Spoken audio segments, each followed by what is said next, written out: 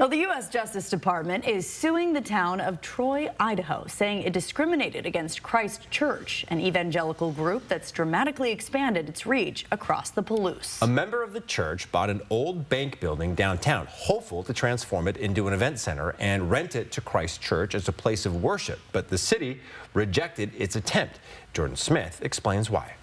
City officials have desperately been trying to revitalize Main Street, which is a hollow shell of its former self. They zoned this 2-block stretch into a commercial area only, meaning if you wanted to transform this building into an event center, for example, you'd have to apply for a conditional use permit. So that's what Matt Meyer, an elder for Christ Church, did. He bought this building and applied for a CUP.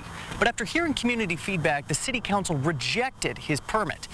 Meyer took his complaint to the DOJ, saying his religious rights were violated.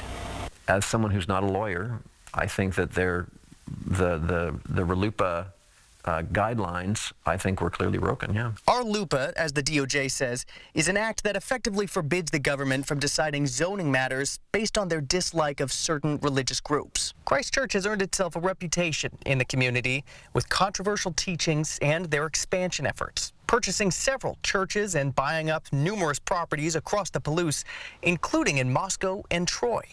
But the attorney representing Troy in this case argues the idea that the city rejected Christ Church's permit because of their name brand is far from the truth. We aren't saying don't come to Troy. We're not saying you can't have a church in Troy. We're not trying to put any burden on any religion. We're trying to create business in a downtown commercial district of 2 blocks. In fact, Christ Church has been holding religious services here even though that permit was rejected, though the city has not intervened. It's unclear what will happen next in this legal battle, but we'll keep you updated as soon as we learn more.